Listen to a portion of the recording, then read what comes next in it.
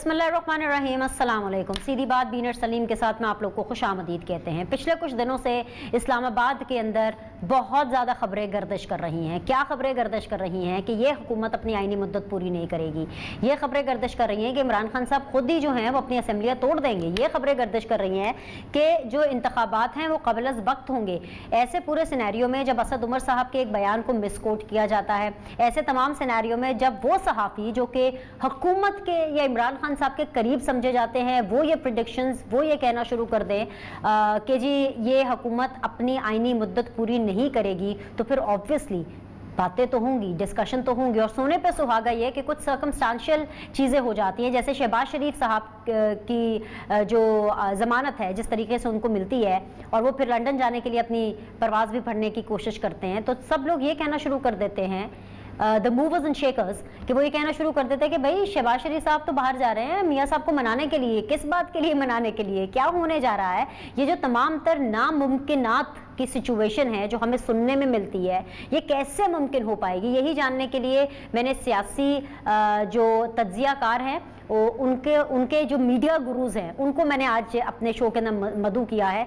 वो सियासत के ऊपर भी गहरी निगाह रखते हैं, मीडिया पर भी गहरी निगाह रखते हैं, कौन क्या कैसे कब कहाँ कर रहा है उसके ऊपर भी निगाह रखते हैं। वेरी ऑनरेबल मुर्तज़ा सोलंकी साहब हैं, सीनियर एनालिस्ट हैं, जर्नलिस्ट हैं। अस्सलाम वालेकुम, खुश आमदीद। मुझे ज्वाइन किया हुआ है उन्होंने आज। सलमान आबिद साहब हैं, सीनियर एनालिस्ट और जर्नलिस्ट हैं। अस्सलाम वालेकुम, खुश आमदीद। मुझे ज्वाइन किया हुआ है उन्होंने। और मोहसिन बेग साहब ने मुझे ज्वाइन किया हुआ है, सीनियर जर्नलिस्ट हैं, सीनियर एनालिस्ट हैं। अस्सलाम वालेकुम, खुश आमदीद तीनों मेहमानों को कहूँगी। सोलंकी साहब आपसे आगाज़ कर लेती हूँ।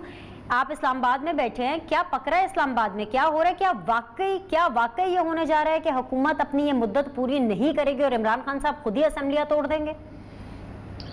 देखिए, ये बातें तो हो रही हैं, लेकिन मेरे ख्याल में इन बातों का जो मकसद है वो कुछ लोगों को एक तरह से धमकी देना है, जो डाटे लोग हैं कि अब ये सरकार हमसे चलाई नहीं जा रही, तो आप हमें जिस तरीके से टाँके शाँके लगाए हैं, आपने एलसियाँ जोड़ी हैं, उनको बरकरार रखें, वरना हम जो है वो बिट्टे उखाड़ के भाग जाए।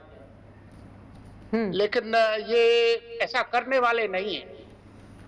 ये कहते तो हैं कि हम असेंबलियां तोड़ देंगे, लेकिन इस मुल्क में जो फैसला साजी है वो सिर्फ जो इस्लामाबाद की ऊंची पहाड़ी पे लोग बैठे हैं वो नहीं करते, और भी बहुत सारे अवामिल हैं।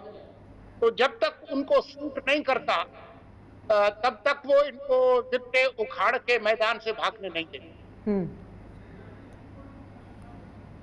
ठीक है मोहसिन बेग साहब, जो हुकूमत के करीबी सहाफ़ी माने जाते हैं, समझे जाते हैं, वो ये क्यों प्रिडिक्ट कर रहे हैं? एक लॉजिक तो हमें सोलंकी साहब ने दिया, लेकिन वो लोग जो कि जिनके ऊपर हम शायद ये करते हैं कि भाई अगर ये खबर दे रहे हैं, ये अगर एनालिसिस दे रहे हैं, तो भाई ये तो बिल्कुल कंफर्म होने वाली है, वो ऐसा क्यों प्रिडिक्ट कर रहे हैं कि something fishy is gonna happen, ये हुकूमत अपना टेन्योर पूरा नहीं करेगी? बहुत शुक्रिया जी। एक्चुअली सोलंकी साहब ने एक बहुत ही अच्छा एनालिसिस कर दिया। बेसिकली हुकूमत की जो मूवमेंट है या हरकत हैं, उससे तो नहीं लगता कि ये अपनी आईनी मुद्दत पूरी करेंगे। उसमें किसी और का शायद कोई अमल दखल ना हो, तब भी लगता यही है। अब देख लीजिए, जो आपका सवाल है उसमें फिलर छोड़ा जाता है खुद से, और जहां तक ये कि जी असेंबलियां तोड़ दूंगा, मैं तो जिस दिन ये पहली दफा इन्होंने एक फिलर छोड़ा था, मैं तब से कह रहा हूँ ये कभी असेंबलियां नहीं तोड़ेंगे। जो इनके हालात हैं गवर्नेंस के या गवर्नमेंट के, या जिस तरीके से इन्होंने 2.5 साल गवर्नेंस की है, आपका ख्याल है कि इस वक्त असेंबलियां तोड़ के वो आवाम के पास जाएंगे? इनका तो मेरा नहीं ख्याल कि पंजाब में शायद इनका कोई टिकट भी ना ले। तो बेसिकली ये जिन लोगों को सुनाना चाह रहे हैं उनको ये बताना चाह रहे हैं कि अभी भी 60-70 हज़ार वोट पड़ा है, ये माइंड में रखिए, मुकम्मल करें बात। देखिए, जीतना जो है वो अभी सरकार में है ना। ये जब आप सरकार से चले जाएंगे तो हालात बड़े मुख्तलिफ होते हैं, और पॉलिटिक्स जो फेडरल पॉलिटिक्स है उसमें पंजाब बहुत इंपॉर्टेंट रोल प्ले करता है। जो शख्स पंजाब जीतेगा वो सेंटर में गवर्नमेंट बनाएगा। एक तो बात क्लियर कर लीजिए। दूसरी बात यह है कि जिनको सुनाना था उनको ये बताना था कि अगर हम गए तो फिर आप मरियम बीबी से, नवाज शरीफ से, शहबाज शरीफ से और जरदारी साहब से निपट लीजिएगा। तो बेसिकली कभी रिजाइन या कभी असम्बलियां तोड़ना, ये असम्बलियां तोड़ के तो जाएंगे कहाँ, ये पूछ लीजिए। या तो इन्होंने दोबारा से पॉलिटिक्स नहीं करनी, ये तो बड़े लंबे अरसे के लिए सोच रहे हैं। ये जो ओवरसीज का वोटों में ऑर्डिनेंस लाना या मशीनें लाना वोटिंग के लिए, ये लंबी प्लानिंग है, because he knows he can not get proper vote from Punjab और इवन ओवरऑल पाकिस्तान, क्योंकि 2.5 साल की जो कारकर्दगी है उसमें कोई काबिल जिक्र बात नहीं है। साहब, आपको ये लगता है कि वो ये 5 साल भी पूरे करेंगे और अगले 5 साल भी पूरे करेंगे? नहीं, मैं ये नहीं कह रहा, प्लान है, ख्वाहिश है दिल में कि मैं सारी जिंदगी जिस ओहदे पे आया हूँ, जिस सीट पे बैठा हूँ, वो मैं हमेशा वहीं रहूं, लेकिन ये ऐसा होता नहीं है। अभी ये शहबाज शरीफ साहब की जो बेल है उसके ऊपर आप फ्रस्ट्रेशन देख लीजिए, या नैब के केसों में जो बेलें होती है उस पर फ्रस्ट्रेशन देख लीजिए। वो जो गुस्सा है अपोजिशन के ऊपर, उसमें कमी नहीं आ रही। उस कमी ना आने की वजह से गवर्नेंस नहीं हो पा रही। गवर्नेंस ना होने की वजह से हमारे इकोनॉमी के हालात देख लीजिए, अनएम्प्लॉयमेंट देख लीजिए, जो शोबा आप देख लीजिए, उसमें परफॉर्मेंस नजर नहीं आ रही, अवाम को रिलीफ नहीं मिल रहा। तो बेसिकली ये कहना जी मैं असम्बलियां तोड़ दूंगा, तो ये शायद किसी और को तो डराएं, लेकिन अवाम ये चीज बाय नहीं करेगी। आप अगर नॉकआउट होंगे, मैं ये समझता हूं कि इनको नॉकआउट होना चाहिए पॉलिटिकली, और जो भी इनको नॉकआउट करे पॉलिटिकली, ताकि ये पब्लिक में जाके ये शोर न डाले कि मुझे पिंडी वालों ने निकाल दिया। तो सलमान आबिद साहब, पाकिस्तान तहरीक इंसाफ 5 साल पूरे कर रही है, ये मुझे बता दें। देखिए, पहली तो बात ये है कि एक बनी थी पीडीएम, जो माशाल्लाह पिछले 3 साल से इस हुकूमत को घर भेजने के आखिरी हरबे भी इस्तेमाल कर चुकी है, और अब वो पीडीएम सियासी तौर पे यतीम होके, मायूस होके, खुद मरियम कहती हैं कि हम चाहते हैं कि ये हुकूमत 5 बरस पूरे करें। यानी अपोजिशन ने तो ये तस्लीम कर लिया है कि वो दमखम उनके पास नहीं है इस हुकूमत को घर भेजने का। एक बात। अब रह गई पीटीआई की बात, जो बेग साहब ने भी बात की है, जो सोलंकी साहब ने भी बात की है, मैं बिल्कुल इससे इत्तेफाक करता हूं। पीटीआई को कोई ज़रूरत नहीं है इस मौके के ऊपर असम्बलियां डिसॉल्व करके नए इंतखाबात की तरफ जाने की, क्योंकि अभी उनके पास ऐसा कोई पैकेज नहीं है जिससे वो अपने वोटरों को मुतमईन कर सकेंगे। अब उनके पास जो 2.5 बरस हैं वो उनका सबसे बड़ा चैलेंज है। अगर वाकई वो डिलीवर करने में कामयाब होते हैं तो फिर जाके वो लोगों के पास जाके कहेंगे कि आप हमें वोट दें, देखिए हमने ये आपको फला जगह पर रिलीफ दिया है। अगर वो कामयाब नहीं होते हैं तो फिर जो पाकिस्तान की सियासत में इंतखाबात की हिस्ट्री होती है कि जो परफॉर्म नहीं करेगा फिर उसको उसकी प्राइस पे करनी पड़ती है। पीटीआई भी पे कर सकती है। एक बात।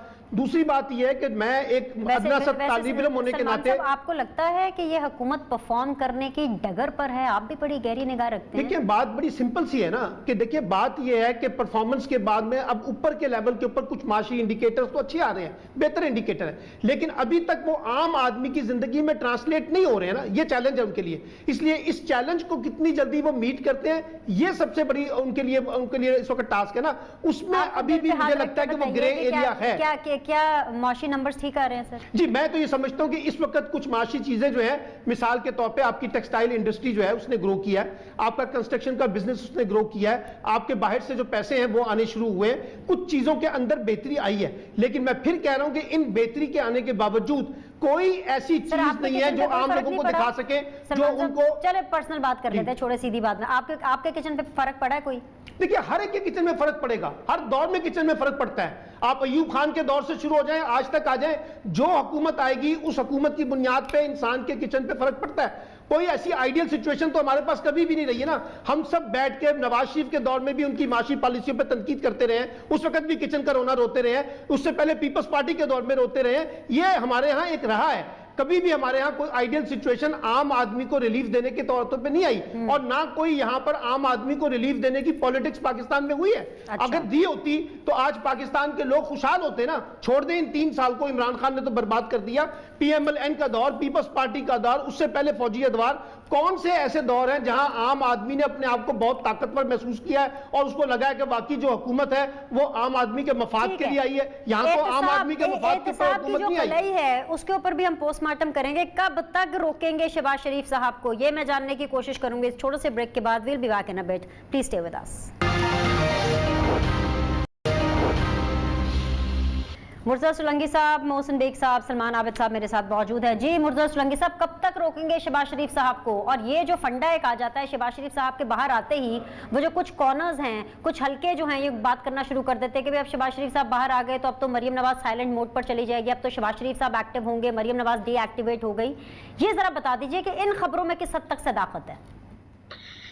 देखें जी, कम से कम 17 मई तक तो ये रोक ही सकते हैं जब तक अदालत की छुट्टियां हैं। लेकिन जो लाहौर हाई कोर्ट का जो तफसीली फैसला है शहबाज शरीफ की जमानत का, जिसमें केस की मेरिट को भी टच किया गया है और क्लियर एक ऑर्डर था कि इनको आप जाने दें, उसके बाद जिस तरीके से उन्होंने इनको रोका है, ये कह तो रहे हैं कि हम कानूनी रास्ता अख्तियार करेंगे, या वो इंट्रा कोर्ट अपील में जाएं, लाहौर हाई कोर्ट में ही जाएं, या वो सुप्रीम कोर्ट में जाएं, लेकिन ये फैसला इतना वाज़ेह है कि मेरा अंदाज़ा ये है कि एक और खजालत का वक्त हुआ चाहता है इमरान सरकार के लिए, और उसमें और कौन कौन इसकी लपेट में आएगा वो हम देख लेंगे।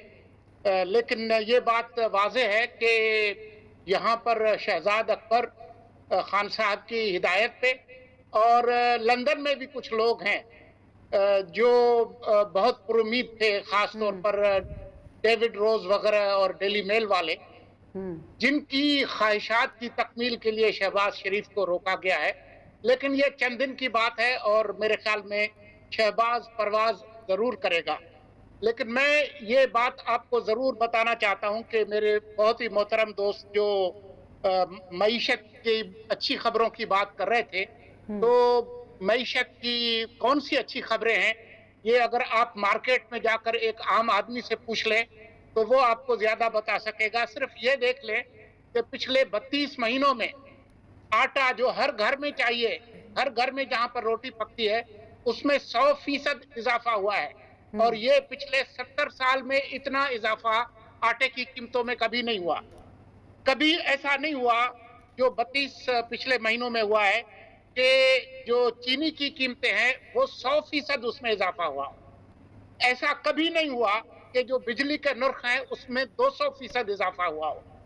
ऐसा कभी नहीं हुआ कि जो लाइफ सेविंग ड्रग्स और आम जो अद्वियात हैं उनमें 600% इजाफा हुआ। ऐसा कभी नहीं हुआ 70 साल की तारीख में कि एक छोटी सी रकम 650 अरब रखी थी पीएसपीपी की, साल खत्म होने को आ रहा है और कोई 370 अरब, तकरीबन आधा ही खर्च कर सकती है ये जो नाहलों की जो सरकार है। अगर आप इनकी जो माशी कारकर्दगी है उसको देखना चाहें तो इन्होंने जितने कर्जे लिए हैं पिछले 3 साल में, किसी हुकूमत ने इतने मुख्तसर अरसे में इतने ज्यादा कर्जे नहीं लिए बगैर किसी मेगा प्रोजेक्ट लॉन्च किए हुए।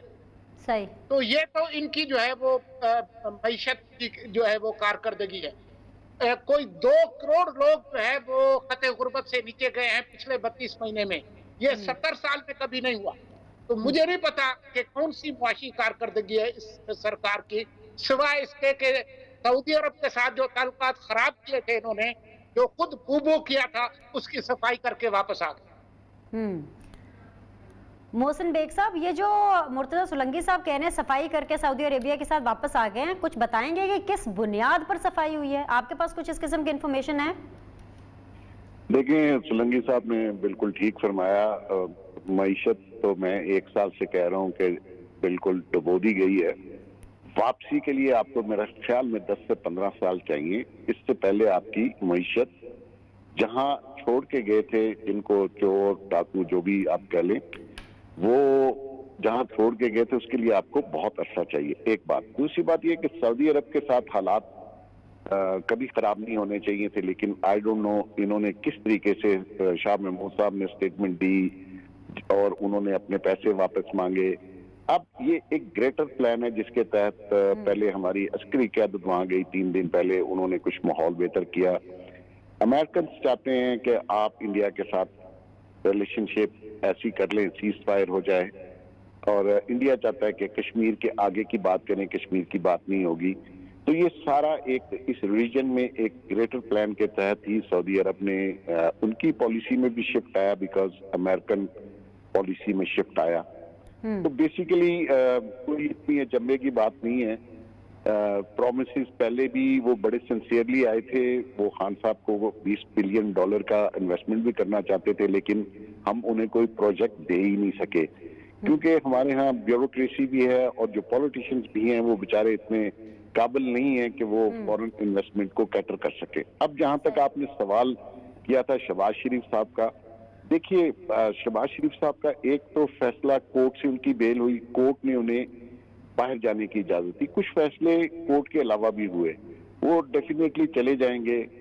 जितना परेशानी मौजूदा गवर्नमेंट को, शहजाद अकबर साहब को या खान साहब को शहबाज शरीफ से है, basically he is the opposition leader in the कौमी assembly. Opposition leader potential threat होता है नेक्स्ट प्राइम मिनिस्टर के लिए, तो वो खान साहब कभी नहीं चाहेंगे कि इस थ्रेट को मैं इतनी इजीली, क्योंकि उनके ज़हन में आपने कहा ना कि कुछ फैसले कोर्ट में हुए, कुछ फैसले कोर्ट के बाहर हुए। बसद एहतराम सर, ये जो बता रहे हैं कि शहबाज शरीफ साहब पर किकबैक्स हो गई और नाजायज रकूम का जो इल्जाम है वो साबित नहीं हुआ, वो है ही नहीं इल्जाम, कुछ है नहीं, ये लाहौर हाई कोर्ट ने बोला। ये जो तमाम तर डिसीजन है जो कोर्ट के अंदर आया, ये क्या हुकूमत को पता होगा? और वो फैसले जो आप मुझे बता रहे हैं कि कोर्ट से बाहर हुए हैं, क्या उनका हुकूमत को पता होगा? सर जी बिल्कुल पता होगा, फ्रस्ट्रेशन है, पता है, क्योंकि कुछ लोग जो हमारे डिसीजन मेकर्स हैं इस कंट्री में, दे थिंक कि this is the time to change the horse. तो आने वाले दिनों में आप देख लीजिएगा, बेसिकली जो केस के बारे में आप हाई कोर्ट के फैसले का जिक्र कर रहे हैं, अभी वो ट्रायल में है नैप में, उसमें 84 विटनेसेस हैं, बहुत कम अभी विटनेसेस आई हैं। उसके ऊपर शहजाद अकबर जो कह रहा है कि जितने पैसे आए, टीटी लगी, ये वो, मुझे नहीं पता कि उसके कोर्ट ऑफ लॉ में उनके पास प्रूफ क्या है, लेकिन बज़ाहिर वो जो कुछ कह रहे हैं, अगर उसमें कुछ सब्सटेंस भी है तो वो जो हमारे यहाँ जो जस्टिस सिस्टम है वो आपको पता ही है इतना पुअर है। यहाँ तो अमीर आदमी को वो इंसाफ खरीद भी सकता है, वो टॉप नॉच लॉयर भी कर सकता है, तो गरीब आदमी को तो इंसाफ मिलना नामुमकिन सी बात है। मकसद ये है कि इस वक्त जो गवर्नमेंट की किसी सूरत शहबाज शरीफ को रोकने की जो कोशिशें हैं कि ये बाहर ना जाएं, हालांकि मैं समझता हूं कि ये कंटेम्प्ट ऑफ कोर्ट होगा कि आपको कोर्ट ने परमिशन दी और आपने उनको रोक लिया। हाँ, उनके डिसीजन कैसे हुआ, परमिशन कैसे मिली, वो बात की बातें हैं, क्योंकि हमारे यहाँ आपको पता है मामला किस तरीके से चलते हैं इस मुल्क में, तो यहाँ भी कोई पता, मुझे सिर्फ इतना पता है कि मुझे अभी एक ब्रेक लेनी है। मुझे पता होता तो मैं आप लोगों को थोड़ी बुलाती। सर मुझे नहीं पता मामलात कैसे चलते हैं। एक ब्रेक लेते हैं, ब्रेक के बाद वापस आएंगे, तीनों पैनलिस्ट मेरे साथ बने रहेंगे। Will be back in a bit.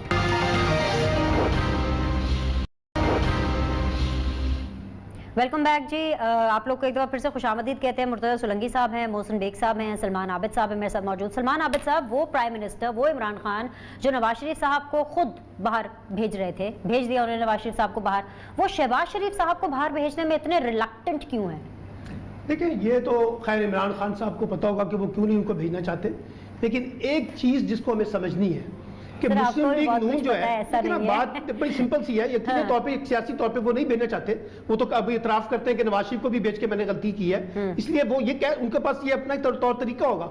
लेकिन जो असल बात ये है कि मुस्लिम लीग नून इस वक्त जहां खड़ी है ना, वो मफामत और मुजामत के दरमियान कहीं खड़ी हुई है। ठीक है, एक को लीड कर रहे हैं अब नवाज शरीफ साहब और मरियम नवाज साहिबा बयानिए की जंग, और शहबाज शरीफ तो बरमला इतराफ करते हैं ना कि वो एस्टेब्लिशमेंट के साथ मिलकर काम करना चाहते हैं। अब बुनियादी बात यह है कि शहबाज शरीफ मुमकिन है इलाज के लिए बाहर जा रहे होंगे, उन्हें अपना चेकअप कराना होगा, लेकिन साथ साथ एक सियासी एजेंडा भी तो है ना, और वो सियासी एजेंडा यह है कि अपने भाई के साथ मुलाकात करके कहना है कि देखिए अब हम 2023 के इलेक्शन में जा रहे हैं और इलेक्शन होने हैं, उससे पहले अगर हमने इस नैरेटिव को दुरुस्त ना किया और जो मैं कह रहा हूं एस्टेब्लिशमेंट के साथ मुफाहमत के साथ आगे ना बढ़े, तो हमें आगे भी कुछ नहीं मिलेगा। और पार्टी जो है वो चाहती है कि हम कोई एक ऐसा रोल प्ले करें जिससे मुफाहमत हो और हम इक्तदार की तरफ जाएं, क्योंकि टकराव की सूरत में तो इक्तदार मिलने वाला नहीं है, ये शहबाज शरीफ बार बार कह चुके हैं। इसलिए असल बात यह है कि ये जो लड़ाई इस वक्त चल रही है with in the PMNN, with in the Sharif family, एक नैरेटिव के कॉन्टेक्स्ट में ये रिजॉल्व होनी है आने वाले दिनों में।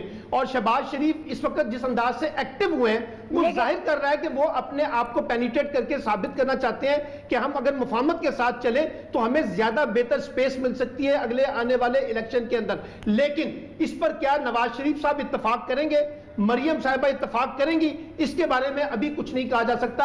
लेट्स सी, जब शहबाज शरीफ साहब बाहर चले सर मैं आपको अभी जवाब ले लेती हूँ। ये जो आप सवाल छोड़े जा रहे हैं, टीजर ना छोड़ा करें, अभी जवाब ले लेती हूँ। सोलंकी साहब, ये जो आप मुस्कुरा रहे हैं, सलमान आबिद साहब को लग रहा है कि भाई शहबाज शरीफ जो कहेंगे ना वो चलेगा, लेकिन सर वो चलेगा, सर आपकी बात में लुब्बे लुबाब यही है ना सर, मेरे पास इतने अच्छे अल्फाज नहीं होते जैसे आपके पास है। मैं सीधी बात करती हूँ, शहबाज शरीफ कोशिश करेंगे कि उनके नैरेटिव को स्पेस मिले। जी जी सोलंकी साहब, आपने एग्जैक्टली सुन लिया from the horses mouth what Salman Abid साहब इज सेइंग। लेकिन सर जो वोटर है, जो ज्यादा पुल है, वो नवाज शरीफ और मरियम नवाज के बयानिए की है। जी सोलंकी साहब।